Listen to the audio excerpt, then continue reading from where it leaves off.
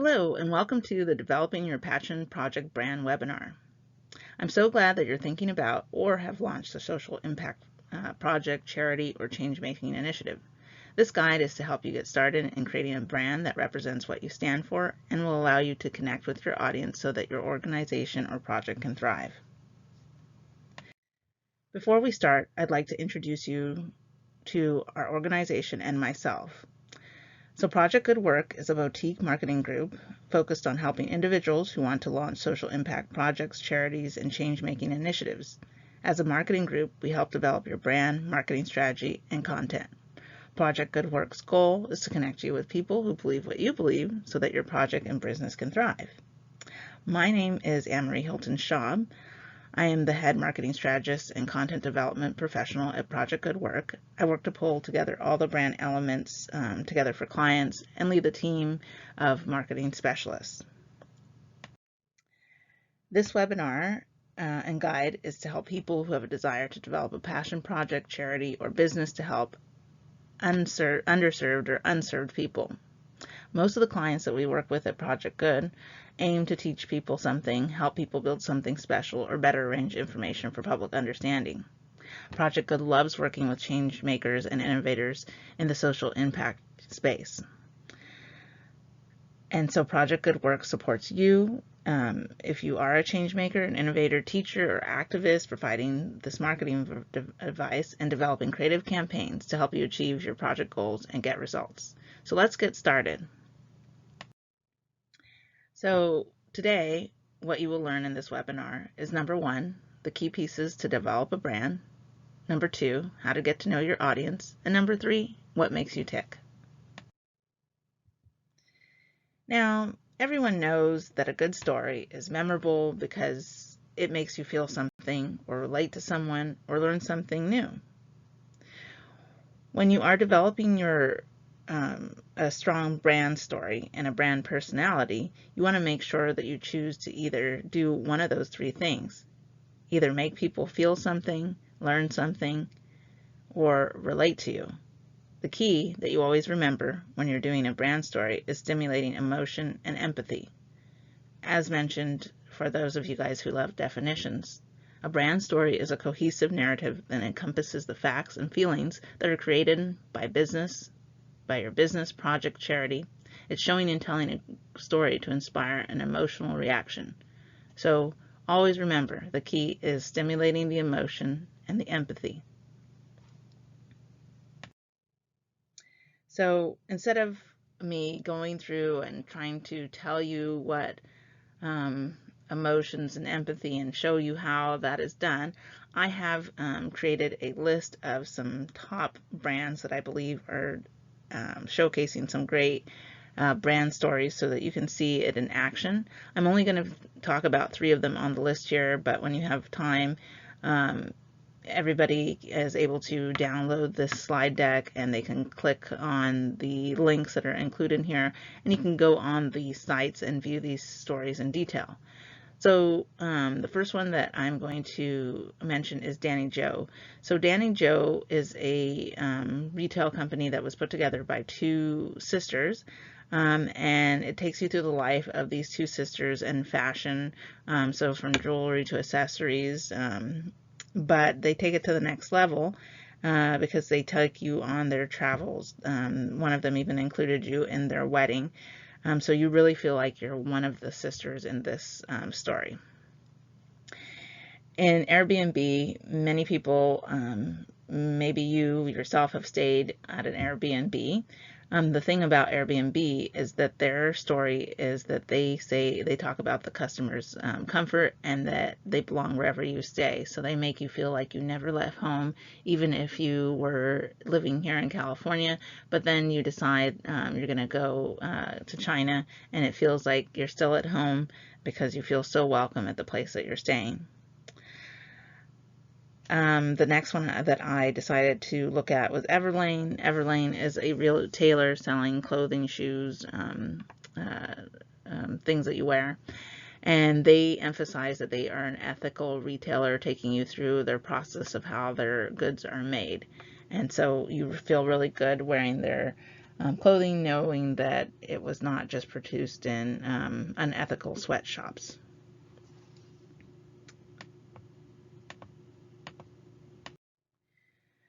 So, in developing a strong brand story and brand personality, I always encourage people to either look through magazines or go onto the internet and find someone who is and what type of person that represents your brand, and cut out a copy of that person's photo in the magazine or online, download the photo, and then start writing a story to talk about what their life is. A brand personality is a set of human characteristics that are attributed to a brand name. So, for example, let's say you find this great photo of, this little girl. Let's say your business is about helping children, and hers is your story is helping children that have lost their parents. So maybe you get a cute little girl that's like 5 years old, and you tell about, that unfortunately her parents died in a car accident, and that, and what her feelings are. So you start to understand what's the story of the kids that are going to be part of your brand that you're going to help. That's just a quick example. So the key that I'm going to mention here again is that if your business or project were a person, what would they be like?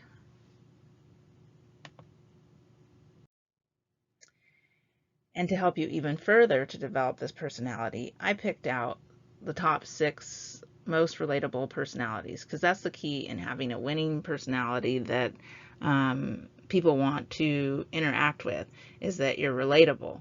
I always say don't try to make your brand a hero or an angel, because heroes are hard to relate to because there's not that many of them. And definitely, as I've seen on this planet, there are no angels. So the first relatable personality that I have included is the struggling with an issue personality. And the brand that deals with that is Headspace, which is great, especially during this time that we went through this pandemic.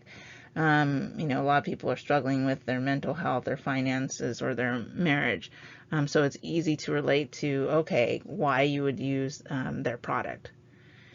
Number 2 is have values they love. I chose Yeti, and that's because these people that use Yeti products are pretty serious about their outdoor lifestyle, and they're very passionate about it. So it's easy to see once you go to their website. The other one I chose is funny or witty. Everybody loves somebody that makes them laugh.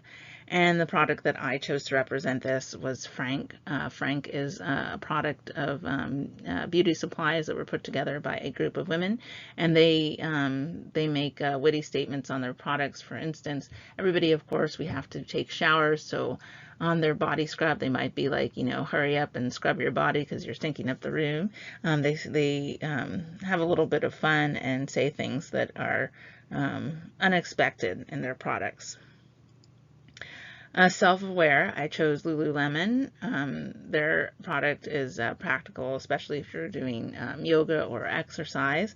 It's very straightforward. Burt's Bees, I chose them as helpful and kind for a personality, because they are looking out for your goodness on your body. For them, of course, they create products such as chapstick. And then for the other personality that's relatable is Stylish. This is Warby Parker. I chose them. They create glasses. You can check them out. They have like a quirky, witty way that you would really like to be part of. Then, in helping you as you develop this brand, this is also included on the downloadable sheet that is part of this webinar for you to utilize afterwards as you work through your brand. And some of the questions on this sheet I've listed here on this slide, and I suggest that you go through all of them because it will really help you. So number 1, why are you starting this social impact project or charity? You could be doing so many other things with your time. So why is this important to you? Why are you doing it? What type of person do you want to serve with this project or business? And what is your goal, and what do you want to achieve? And what do you believe you can make different, or makes your project different? So for instance, maybe everybody wants to help kids that have lost their parents. What's going to make your brand different than the next person's? So once you have created your brand story, your brand personality, then it's time to make a mission statement. Your mission statement is important for your organization because it acts as your roadmap to everything else. It's simply your why, like why you're doing this business. Define the purpose of your organization. Why do you exist? Be specific about it. Think about motivating or inspiring thoughts, and keep it short and simple. The best example that I know that covers all these bases is the company Charity Water. Charity Water is a nonprofit organization bringing clean, safe drinking water to people in developing countries. 100% of public donations go to water projects. So definitely they have hit all the things, why they exist. They're very specific, and definitely you feel inspired when you read about their mission statement. So what happens next? Now you've had your brand story, you have your brand personality, and now you've created your mission statement. It's time to get to know your audience. So the question I always get asked is like, what do you mean, who's my audience? It's simply the people you intend to serve. Be specific. This is coming back from your mission statement. For example, teen moms ages 15 through 18 who want careers in technology. Let's say that's the kind of business that you want to create. Or maybe you care about former dog owners who can no longer afford to take care of their pet. Get to know all the different things about teen moms in this age group of 15 to 18. What are their struggles? The different things that you want to look as you're trying to get to know a little bit more. What is your core demographic? How old are your customers? What gender are they? Where do they live? What are their tastes, ambitions, and dreams? What issues are you trying to solve for them?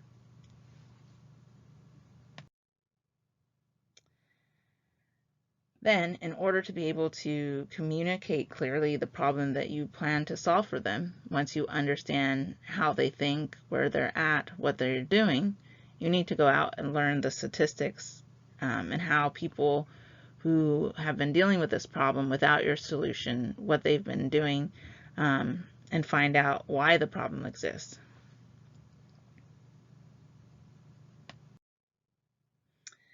So when I say research, you have to get knowledgeable. You have to become at least a semi-expert, or maybe an expert, depending on what you are planning to build your passion project about.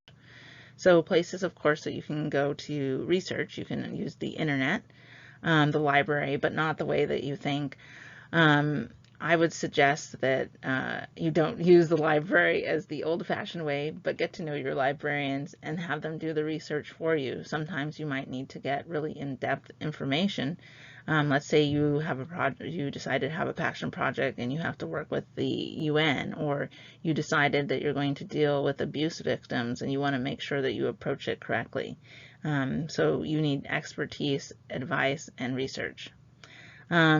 Perhaps you are doing something that is dealing with, adopting animals, and so maybe there's some trade publications that you can read and get to know more about what that entails. And then perhaps you have something that is so new that there is not a lot of data, so you might have to go out and do personal surveys and collect the data yourself so that you can then know your audience personally.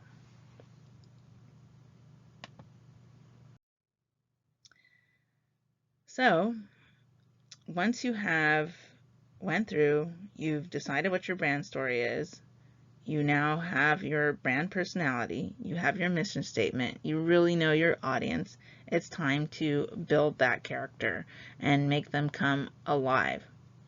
So when I say build your character, I mean both figuratively and in real life. Like I mentioned before, Find a picture of the person or take multiple features of different people until you find out who you are and really start being that character. Be able to look that character in the face.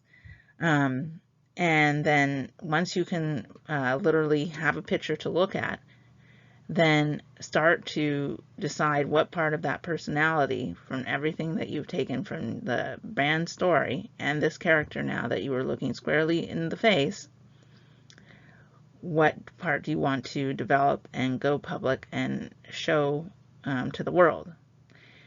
You have to know how this character is going to talk, and it will help you with your marketing, and will steer you in the right way of the types of partnerships that you tie your brand toward with, and it will help you know what direction that you want to go. And it also will, of course, lead people to love you, because you'll be being your true, authentic self. So, number one, how does this character talk? What did they do for their pastime? Where do they live? What are their tastes? How do they want to be known in the world?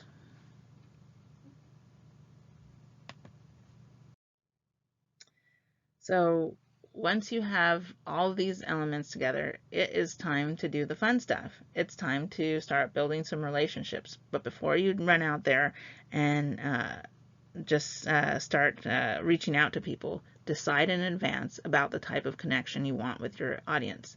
What I mean is, do you want to interact with your audience as a best friend, a trusted advisor, a cheerleader, a confidant?